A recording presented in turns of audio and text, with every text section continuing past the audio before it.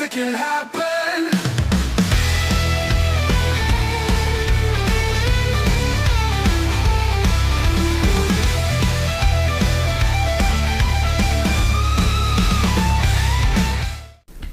Welcome to What's the Worst That Could Happen property podcast.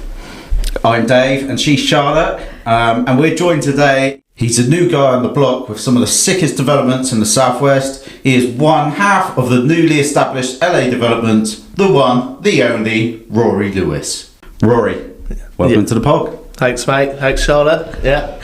So excited to be here. So for anyone who doesn't know, who is Rory Lewis and what is LA Development? Well, LA Developments is just something, is not just another development company. We're trying to build something a little bit different. One of the biggest things is bring back quality to the building trade. I think that's been so lacking lately, especially in my experience, as I've project managed over the years, ran my own carpentry company. I feel like that's something that's just really, really missing.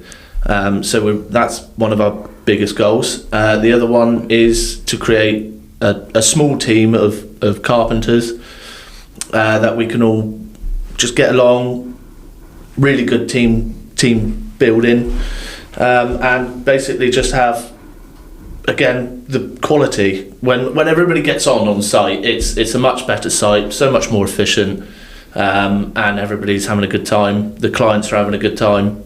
And everybody's happy, and that's what we're looking for, really. Sweet. Yeah, that's solely it. It's just down to the people on site. Everybody's happy, and it's just a high quality finish, and that's genuinely what we're looking for. Cool. So when are you going to stop being rough as fuck and do some quality work? Well, I'm still trying to look for that. Just trying to learn. Finding your way. Yeah. It's all stepping stones, right? Did you go straight into joinery from school? No, I started off as a dry liner petitioning systems, doing that across all Cornwall and Devon. Did that for about 8 years, and then got sick to death of plasterboarding.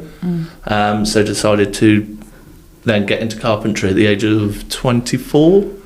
So I was late into carpentry, but loved it and loved it ever since. Yeah. Nice. What's the one thing that you find most enjoyable about your job? Seeing the finished product from start to finish, being able to see something that just looks like a shithole, and Yeah. and at the end of it, it just looks like somebody's home that they are going to love as well. Just that it's that real nice finished product. It's very self-awarding. Yeah. That's nice to hear. Yeah. I've worked on projects before, and I've had conversations with clients to say, like, this, in fact we spoke about it recently, don't rush to make a decision on site because of some sort of pressure or something that's gone wrong, for instance. Like, you've got to make the decision that's right for you forever, and as a tradesperson you're saying that you want that home to be something that somebody's going to love. Yeah. And you're not just going to walk away with something like half unfinished, or something so simple as like the hinges and the door handle not being of the same finish, or at least complementing. So it's what you draw on about quality and leaving somebody with a home that they love is really important, because it's not everybody that's on that page, sadly. Yeah, no, I agree with that massively. I've done a lot of jobs where people make a decision out of just haste and regret it down the line, and then I've been back to have to change that decision, and then it just costs more because I'm coming back to do the job. Whereas if you just hold your horses, plan what you want to do, get everything exactly how you want it there and then, it makes for a much smoother job, even if it's delayed by a week or a few days. The finish is definitely worth it. Just Sweet. Holding off. Sounds like you're very prideful, mate. It's good. Good to hear. Yeah, I am, and that's what we're trying to do. We're trying to hire the right people that are also very prideful. We are looking for people at the moment. Little Advertising. Plug. Yeah, exactly. Why not? But we just really want. I'm looking for characters, not carpenters. I'm looking for the actual correct people. Lots of people can do carpentry. Not lots of people have the passion for carpentry. So that's what. Interesting thought, maybe a question. With younger tradesmen, and I'm not disrespecting any younger tradesmen whatsoever, but from what I've been through with clients and myself, like, you see a lot more respect when they're older, they've maybe got a property themselves, when they're looking after your property or working in it. I think sometimes when you're fresh out of college, or you've done your qualifications for carpentry, you might not have that same real understanding of how much a property costs and how much that investment is to change it. And the respect sometimes isn't there. I'm not saying this is always the case, but it's something I've seen. So like you say, you're recruiting characters. Is that part of that thinking? Yeah, absolutely. It is definitely people that know what things cost, and they sort of have the idea of, oh, if I do this incorrectly, it doesn't matter, it's just a little thing. Whereas you get certain people that think, oh well, if I fuck this up, this is going to either cost me, myself, or the customer so much money, or it's not even, sometimes it's not just about the money, it's about looking at sitting back and looking at that and thinking, well, yeah, I did that. Do you know what I mean? Again, comes down to pride of it as well. Being able to sit back and look at something you've done and be happy with it. There's some people don't have that instinct in them, so they don't care about the job as much. Yeah, exactly. They're just going to work and earning money and not actually taking that pride in their work. Yeah, definitely. Yeah. So LA Developments is a new venture for you. Yeah. How's it been so far? It's been chaos. We sort of Dan and I had planned it, but we were sort of thrown into it a couple of months before we decided to. So it was just thrown in the deep end. Here you go. Here's about 5 jobs. Get them in. Get it done. Yeah. So yeah, it's good, but it's always like they say, just jump in the deep end and it'll work out. And it is working out. Things are smoothing out and calming everything down a bit now. We've recently sort of had staff corrections, it's looking up now. It's looking really good. Everything's a bit more calm and I can focus a bit more instead of chaos.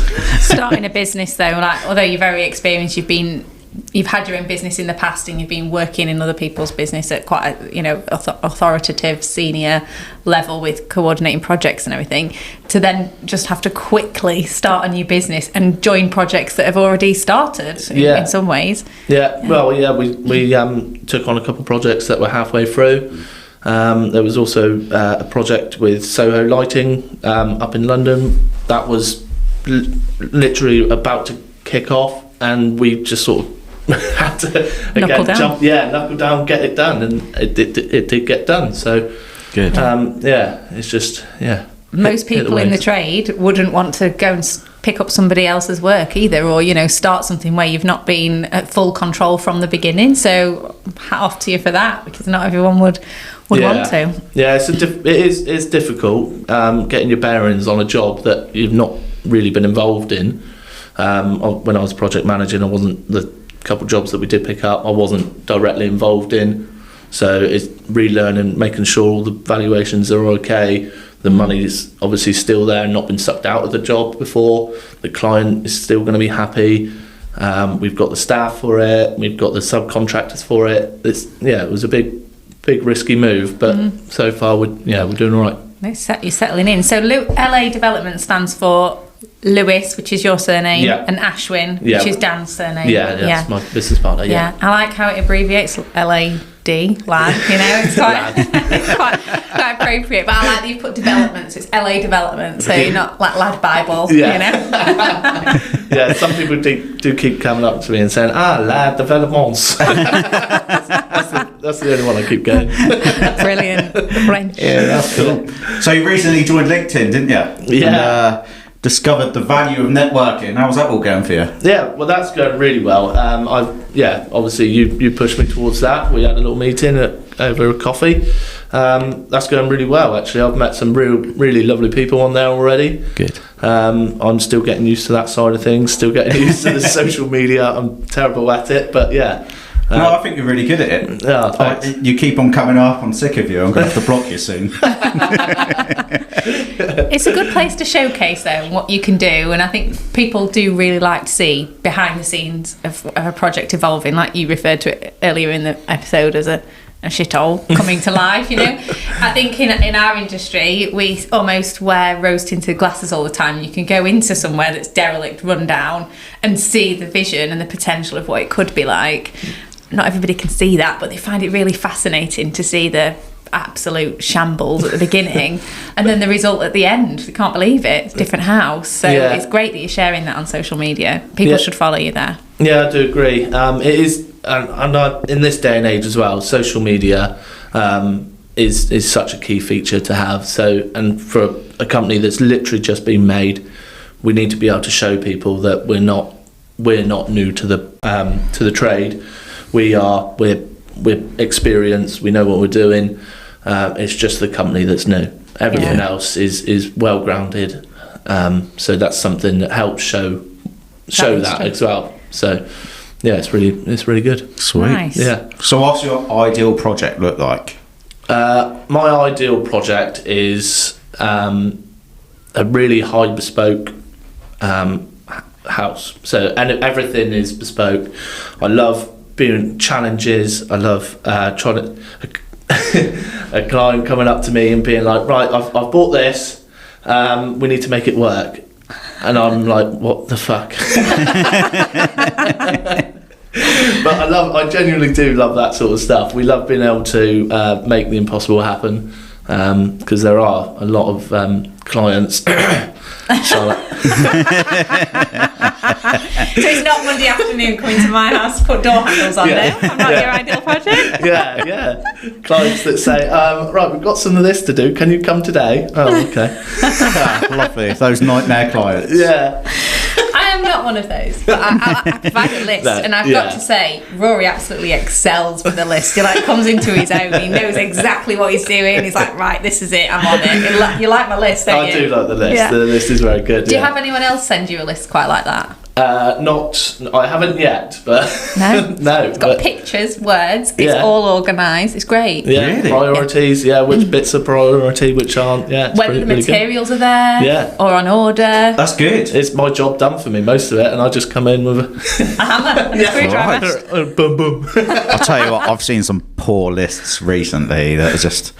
Like, so a friend of mine, he had a builder on site, and the builder gave him a list basically just saying that he needed blocks, he needed concrete blocks, he needed plasterboard, no amounts or anything, like oh my literally God. Just that. And the mate, my mate's just saying like, what do I need? The need? fuck is this? Like, what do I need to get then? How many? So a bit of a struggle, but sounds like they need LA developments. They might already have them. Now I know. Brilliant. Yeah. So, what are you working on at the minute, with that being said? Well, with that being said, we've got a lovely job in 3 Milestone, little cottage called Saltram, which is an extension and renovation of the existing property. That's brilliant. That's new roof's been on. It's ready for plastering now. Really nice setback project. The other one is with my friend and your friend Adam, the Aussie smoker. Oh, the Aussie smoker. Have you had his food yet? Oh yeah. So the first day we was on site on Monday, he brought over some smoked pork belly, nice. And it was phenomenal. Oh, it's unreal. It really is so nice. Like, the best food ever. Yeah, and to be fair, it kept my lads happy as well. I bet it did. Yeah, I bet they worked hard that day. Yeah, they did. Yeah. They're still waiting for the next one, Adam. I'm sure it'll be coming. Yeah, he's a brilliant bloke. He's so nice. Yeah, and met his wife again today as well, and lovely. That's going to be an amazing job. Honestly, it's exciting. I'm looking forward to that being open. Yeah. Won't be long. Yeah. We've heard it here first. And that's a restaurant? Yes. Yeah. Doing restaurant / takeaway, but he's got a really cool vibe that he's going for there. I would explain it, but I'd probably balls it up completely. We'll have to come to site and visit you, and Dave will. Well, it's going to be a really different restaurant, so watch your space. Adam will speak about it more, I'm sure. But yeah, it's going to be amazing. Check it out. Yeah. Keep smiling, as he would say. Yeah. So you've got those sort of hospitality, commercial settings, and the residential in the forms of like the cottages and properties that you've worked on in the past. So, is there anything exciting that you really want to get your teeth into in the future? Well, obviously we're very new, so we've not actually even started looking for any work yet. I've not actively got out there to look for any work. We've got more and more stuff coming in from Soho Lighting and Co. We worked with Oliver and Bar. We do have a couple of extensions in St Austell that we're looking at. But we just got to keep looking. Actually, start looking now. Really, for the future, we're looking for like middle of next year. We're welcome to everything. We've got a brilliant team of carpenters already, so we don't just do developments. We don't just do big builds. We'll take on everything. There was a kitchen fit 2 weeks ago that we finished, so we do all the little bits as well. So happy to sink our teeth into anything, really. Nice. It's also good that you're a nice bloke, mate, to be honest. Like, I think you'll do well. Like, we get on well, we have a good laugh. So I think like once you're out there actively looking for work, I think you're going to be thriving as well. So capacity at the minute takes you to the middle of next year or into next year anyway, so you're cooking on gas. Yeah, absolutely. Yeah.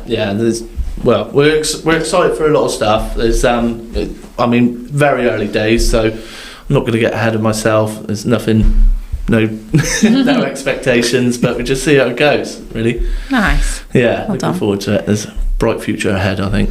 So with the work that you've mentioned with Soho Lighting, they're a company based in Cornwall, but they sell their lighting sockets and switches all over the country, but definitely even out of the country, don't they? Into America and Ireland and Wales. What work was it that you did for them? So we built a show stand for them for the Decorex show up in London.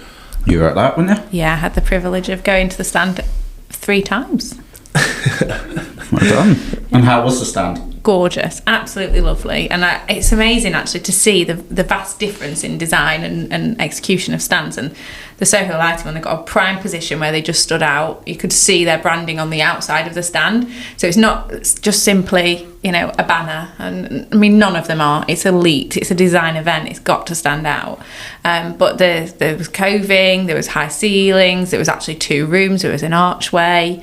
All the sockets and switches displayed beautifully on the wall. The paint, it was all painted. The exterior of it was panelled. It was really well done. Really well done. Yeah, they do go out over and beyond with their designs. It's a brilliant project to be involved in. Absolute chaos again, but when you're up there, you got 4 days to build. Essentially, what they had was a house, and put about 1,000 lights and switches in it, real coving, so it's good fun. We were literally there 10 o'clock on Sunday, doing the last little bits as the show opened. I'm there screwing the brass trim on, and then there's all these interior designers running in behind me, and I'm like, oh my god! And they do come running in their thousands. Really? So many designers, and so many designers that go. It's fantastic. But no, it was a great stand. And you did the Olive and Bar kitchen stand as well, didn't you? So yeah, we did that one, and that was a smaller, but that was stunning as well. I had that one, also had real coving and a ceiling rose that came into it, which was in I think like 40 different pieces. Wow. Which was that was cool, really cool. But we also had to get over a marble fireplace that they really wanted in place. And that the shelf was in 2 pieces. The legs were in about 15 pieces, but eventually we got it done. And as you say, you like a challenge. Yeah, exactly. Yeah. And what's not better than a challenge that you've got to get done in 10 minutes instead of your usual couple months. I just, what you've quoted me for on Monday, can we just half that, please? Add more of a challenge. Yeah. Well, you managed to do it, so you must be doing something right. Yeah, we did. I got put it to the team we had up there. Everybody was amazing. People, they just really, really muck in up there. We did 13-hour shifts. Everybody's averaging 45,000 steps a day, dragging all the stand in and out, getting over issues, because there's always issues when you're in a massive rush like that. But everybody just completely knuckles down and gets on with it. And you end up, pulls it together. yeah, it's really good fun. So you're going to do more things like that, which is it's just so unusual. But those things that coming along, your pipeline with your projects, you know, a restaurant, a residential, a show stand, and then it's just fantastic to have variety. It is. It's really good, and it's obviously up in London. The guys get to go out for a beer afterwards. It's a massive team building thing, because again, if you don't get on with your team when you're in a situation like that, that's when the cracks will really show. Yeah. But yeah, they love it. It's like a little, just something different. Get out of Cornwall. Get out of your standard builds and things like that, and go and do something like this. And yeah, it's really good fun, and Cool. but very high stress. So what you're saying is, if they pay you enough, you'll do anything. Yeah, that's pretty much the gist of it. I think there's an underlying current of beer as well, potentially. Yeah, that could well be. That's definitely in there. Yeah. Switching up the par in for the bright lights of Kensington. Going places, Rory. Fantastic. Have you got a project that you're like most proud of? It could be like 10 years ago. It could be the first thing you did. It could be your home, you know. Yeah, definitely. There was a project I worked on with Terry, when I was at Terry Harrison's Sons, when I was learning my trade, on Constantine Bay, right on the beach front of Constantine Bay Beach. It was an amazing project. I was there from start to finish. I was doing the shuttering for the basement, worked up through all the way, did the cut roof, the oak flooring. That was by far my most favourite project. I was there throughout the whole thing as well. So that was a massive house. They had this watchtower that went out and to look over the sand dunes, though it didn't go high enough to actually look at the sand over the sand dunes. But yeah, it was an unreal project. They had a concrete staircase, spiral staircase going up the watchtower all the way up through the building. Nice. And then doors that led into each floor. Yeah, really, really amazing project that was. And that was at the start of when you were going out with Terry Harris, you say? Yeah, not directly. That was probably about three years into my carpentry travels, I should say. You'd have been on that, what, for a year longer? Yeah, that was easily, good year, that one. Yeah, really big project. Nice house for the owners in the end. Yeah, no, they loved it. They were such a nice couple, moving down from London. Lovely couple. They had a nice family as well, so yeah, it was really cool. Do you drive past properties that you've worked on and be like, oh, I did this there and I did that there and I know what that's like inside? Every time. And my wife hates it, and even my daughter now tells me to shut up. It's nice though, because I really like that. I relate to that sentiment. Yeah. I once told a hotel owner that I was working with that it's like you're weaving the tapestry. I know this might sound a bit much for you, Dave, but it's just like you're bringing the future of a building to something new, and then the legacy of what that's going to leave moving forward. So it's the background for, particularly when I've worked in hotels, it's the background for those celebrations, anniversaries, birthdays, you know, all those happy memories, proposals. But a home is just, it's the capsule for so many life-changing moments, and just every day-to-day life being for them, Constantine Bay, you know, absolutely phenomenal. So yeah, it's not a bad place, is it? No, it's lovely there. Yeah, privileged to be part of those sorts of things, isn't it? Yeah, it is. No, agree with that 100%. Definitely, yeah. Sweet. So what do you do outside of work then? What do you go up to? Currently, I live in a. I say a doer-upper, but so most of my time goes into that. But I'm really into my football. I'm really into mountain biking. There's all sorts of hobbies. Not that I get much time for it at the moment. Yeah. Who's your team then? Who do you support? Man United. Fucking hell, mate. There's the door. Oh yeah, we're all right. We've won 2 games on the trot. Finish the season now. Well, that's a start, isn't it? Finish the season. Come on. You guys and your football. Yeah. Well, the team I support is where my mug is, on the top of the table. What was it? Arsenal. Oh God, I didn't even get that reference. Straight over the head. Yeah. I've gone. Charlotte's like, what? What are you on about? The fuck is football? This wasn't in the plan. And mountain biking as well. What's that downhill stuff? Is it? Yeah. I've taken a sort of smaller step back because my head thought I was better than I was, and I just fell off more than I was on the bike. But yeah, it's painful. yeah, it is. Yeah, especially when you crack a couple ribs. Oh yeah. And then I've been there.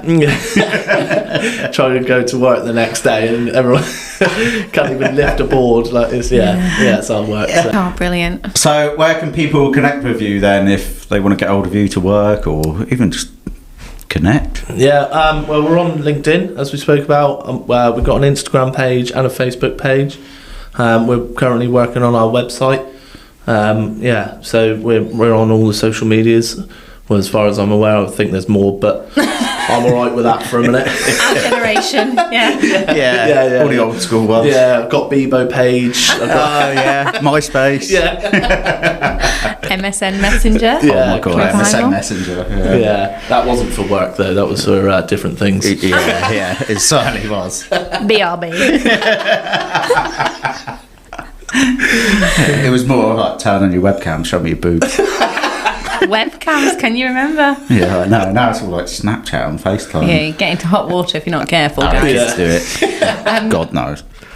Key question: what's the worst that could happen on a project? Like, have you been in any of the decisions like this is the worst? No, I've not been in anything where particularly it's affected me like that. That anything that I've done particularly. I've been in some situations where, for example, we've laid this massive oak flooring, stunning engineered oak flooring, and the clients come in and say they don't like it. Okay. That's quite gutting because you spent on this particular job. I spent hours and hours cutting around spindles for the spiral staircase again. Okay. This engineered flooring, cutting it really neatly, like every little spindle all the way down the stairs. There must have been about 120 spindles. They come in and, oh no, we don't like it, it's too woody. Pardon? What do they expect? So we had to go around with hammers and stones and smash the floor up, completely just like wreck the floor, and they still didn't like it. They wanted to make it a bit more rustic, a bit more cottagey maybe, or like it's been lived in. Still didn't like it, so they painted the whole thing white. So that Wow. Okay. yeah, nothing particularly that we haven't been able to overcome. There's always something that can happen. Yeah. Sometimes it's very costly, sometimes it's not. But worst thing that could happen is a client doesn't like what we've done. That's the biggest thing. Yeah. Well, it's still early days for you and your business, isn't it? So, yeah, we spoke earlier about it getting people who've been on the show and getting them to revisit in about a year's time or whenever. So, no doubt you'll have some bad experiences. 'Cause it's not all good, is it, in business? No, absolutely, yeah. And those things you got to take on the chin, haven't you? Yeah. It is absolutely. I've recently done a little project. We had one of our lads on site fitted a kitchen. Did it to the drawings, but it should have been brought up because the house is it's not square. It's a 250-year-old property. There's no one wall is square with another, so the island just doesn't look quite right. So we've had to adjust that, but then it's all personal preference, and it's just little adjustments that we just get over. Do you know what I mean? Yeah. Do you find in projects when people are either ripping out, starting again, or building, and some people can visualise and some people just can't? So even with a floor sample, small 30 centimetre piece of that flooring, for instance, I'm sure they'll have seen that, signed it off, but actually to see something at scale, they can struggle with. How do you overcome that? Yeah, definitely. You get that all the time. We've had it with doors. We've had it with flooring. Get the flooring in, well, exactly like what I've mentioned just now. And people don't realise that oh, it looked a lot lighter on the sample, or oh, I didn't realise the doors were so heavy when I was closing them, or it's just, there's always something you can do to get around it, but the client's always right. So Yeah. Yeah, exactly. so you just got to go with it, really, and it is go with the flow. Work a way around it as long as they're happy at the end. Yeah, there's a lot of like personal nuances, that way people live, that we just don't always know until they're actually in that property at the end, and then they say, actually, I prefer to be in this position when I'm chopping vegetables or whatever, you know. I don't know. It's ridiculous though, isn't it? Yeah. I like to be able to have somewhere to sit by the kitchen when I'm making dinner. You know, we have to understand people's lifestyles, so it's quite hard. Well, we do like to be involved in, if we're involved in a property, whether it's just the carpentry side or whether we're managing the property, we like to be involved in everything so we can give our input, or we know the flow of the project. So, for example, if they want their kitchen a certain way, we need to be able to manage that. So everything is allowed for that. We've got the plumbing and electrics. Whether if we think they've got enough sockets so that later down the line they're not like, oh, is there any chance you could just chase that whole wall out and put another socket over there? We do try and think of that for them as well, because the clients don't think of a lot of stuff. They don't know what they want half the time. So we give our opinions and try and help them out. Sometimes they don't like our opinions, but we just take that on. But yeah, you've got to try and forward plan for them as well, try and think for them, and work with them. Yeah, it's overwhelming when you're doing a project. You don't realise how many details and decisions you need to make, profiles on architrave and colour of tap and handles on doors and hinges. Like, it just spirals, these small things that make a difference that people just sort of forget about, really. They're thinking about the sofa, the size of the telly, maybe, you know, the view out the garden and things like that. Yeah. And the colour of the kitchen, but yeah, there's a lot. Yeah, into it. my wife's finding that at the moment as we're doing up our property. I'm currently building the bathroom, and I said, have you chosen what you want, where you want it? Oh no, I don't need to do that yet. I was like, you do, because I need to get the plumbing in, the electrics in, I need to work out if you're having a flush shower or and she's like, I don't know.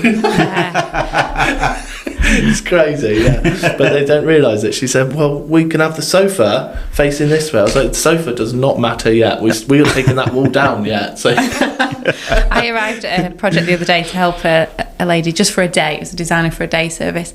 And as I got there, they were like carrying baths upstairs, up a ladder, basically. They've not got the stairs in yet. Anyway, they got all the bath suite up there. I said, could you come upstairs and help us decide where to put the radiator? I was scratching my head thinking, I'm sure I've just seen like the bath go up the stairs. Surely we're beyond deciding where things go. Like, what's happening here? And there was a question mark. Where we at? It was plastered. It was painted. Like, where are we putting this? I was really baffled. But she did say, like, I need to see it. I need to see it in real life. I'm like, you kind of can't, because it needs to, the plumbing and the electrics it's behind the wall, and that needs to happen before. But people do really struggle. So yeah, some people just don't have that vision, do they? no, yeah, it is hard. It's hard to get over if you're managing that build there, and unless it's on a day rate, which nobody likes, client nor us. Yeah, it is so hard to manage, but. Again, can't work with them, haven't you? Yeah. So your bathroom will be lovely when you and Charlotte have come to a decision and made a plan and done it. So. Yeah, well, we come to a decision together. That's what's happening. Yeah. So when she comes to a decision, yeah. Just to clarify, I'm in the same boat. It's a different Charlotte. We seem to talk about Charlottes all the time, all don't we? your friends called Charlotte. You've got that niche. Yeah, it can only be my friend if you're called Charlotte. Yeah. Oh no, Rory, when I came to see your house when you first got the keys and you just moved in, I was like, oh, this is exciting. It's going to be lovely. Nice. Yeah, it is cool. It's cool. We've done a lot to it. Before we moved in, I had to rip out all the floors, de-wallpaper, clean the walls because it was black mould. The floors were rotten.